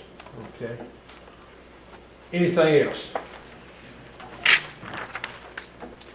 Okay, Mr. Bowen and Austin, I'm just gonna give her the opportunity first, since she is the one heading up that working group. If you'd like to comment on what took place today, and then Austin, any input you'd like to add after she's finished, would be pleased to hear from you. I'll come up with something. Okay. So we started first, one of the things that had come up just in discussion with the full membership was, do we need more than one agricultural zone designation? So in the last meeting, we went over a draft of an A1 zone. And a lot of things were proposed to be moved to an A2 zone. So we started to discuss the A2 zone this morning. And some of the issues surrounding planning regions, urban growth boundaries, and planning regions. Because you're supposed to have certain areas designated in your long-range plan for those. And that would equate to where you would distribute your A1 and A2 zone districts. But the understanding of planning regions and urban growth boundaries and the county growth plan is something that's complicated. Most people are not familiar with it, so we spent a great deal of time talking about that and how it would affect agricultural zones. So that's kind of my summation. Okay, thank you. Austin? Just in addition to that, for me, one of the big things is there were, in my opinion, commercial uses in the A1 zone, and the working group seemed to unanimously agree that those belong in the commercial zone, not the agriculture zone. So I think maybe at some point we'll be hearing some ideas from the working group, but I thought just as a for information, that's what, basically we're getting a clean A1 focused on agriculture, and then looking at an A2 for some of the, that's a practice you might do on a farm, but it's not really agriculture. Okay. Gun range, ATV, riding, things like that. Not really agriculture, but certainly something that would be done on a large parcel of land. So I am very, very happy about cleaning up the A1 zone, being that 80% of the county land is zoned A1. That's a huge swath that we can protect. So, Okay, I just want to ask a question, and this is for both of you. If we go back and look at our current A1, we clean up what's allowed in it, and then we look at the footprint that the A1 has today, and there are those commercial entities in it, are they grandfathered into the new A1, or do we go back and rezone them to be what they are? And if we do that, do we run the risk of doing a bunch of spot zoning for those industries? And stuff that's, off the top of the hat, Dollar General, gas stations, those type things, which is commercial retail sales. if they're there right now, Yes, they're grandfathered. they're all So- be grandfathered in. Yeah, we're not looking to disturb anything that's currently taking place, simply just saying from this point forward, this is what we would like to try and direct our county, change the trajectory. And again, I think sometimes people get hung up that when you take something out of the zone and put it somewhere else, that you're against it. And it's not being against something, it's just putting it in the proper place. Oh, I agree. I agree. But yes, like one example was, we talked about gun ranges, something near my house is the Hog Heaven, the trap shooting. I think everyone's pretty familiar with that operation. That actually adjoins one of my properties. They are grandfathered, like nothing would be happening to them. Now, if you decided you wanted to do that, you may be looking at an A2. If you wanted to pursue something like that. Right. Because that's not really an agricultural practice, but certainly a practice that needs to take place on a large parcel. Yeah. You don't want to be on a half-acre trap shooting, or at least not near me, please. We also discussed some of the states,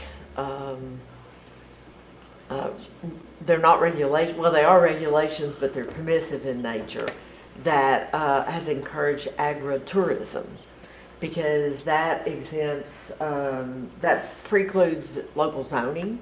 And as y'all know, there's a lot of agritourism. Everybody has a really nice barn, has a wedding venue, or the fall festivals, the pumpkin patches in the fall, and it gets really wild when you get in around Middle Tennessee, where there are vineyards and helicopter rides, and but that is has been, those things have been determined by the state of Tennessee to be exempt from zoning control and allowed as accessory to your agricultural business. And good reason for that, because agritourism has saved a lot of farms. Oh, absolutely, absolutely.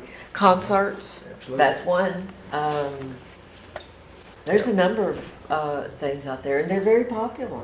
Not to go down a rabbit hole, but we took a trip a few years back to Newmarket, Alabama. Yeah, I was surprised there You wasn't. went all the way from Newmarket, Tennessee. Newmarket, Tennessee, to Newmarket, Alabama. Row crop operation, very large operation. And son and his wife decided to put in a tulip farm. And they took about 5 acres. And while we were there, I got to talk with the owner and his son, and it saved the row crop operation. 5 acres. 5 acres. Saved several hundred acres from going out of agricultural production. So thank God there was some foresight to make some of that stuff possible. Okay. Good. To that point, Yes. I think that the work that we're doing in the working group is going to protect the character of the county so that you could have something like that rather than a gas station or Dollar General. Yeah, absolutely. And I've had conversations today for probably hours about this stuff. And you can just go in circles when it comes to what to do, where to do it, where to draw the line, where not to draw the line, who's going to affect positively, who's going to affect negatively, because there's always going to be two sides to what we're doing. And as long as we make our intent and our effort for impacting the most people we can positively and having the least negative effect that we can on folks, then we're serving our mission out. But there's still going to be a line drawn somewhere. And there's always going to be two sides to that line. That's what we have your cell phone number for, Mr. Chairman. Absolutely, Kyle. I think everybody else get it too. I think you need to give it out. I believe it's on some website. I gave it to all my creditors. Yeah. Guys, thank y'all, each and every one for what you do, and citizens, thank you for taking the time out to come and sharing when you shared and listening, and just, we appreciate everyone here, we do. Any other business? Stephanie, thank you too. I was gonna thank Tom, but he left. You get that, man. Being none, I'll entertain a motion to adjourn. Motion adjourned. Have a proper motion, do we have a second? Second.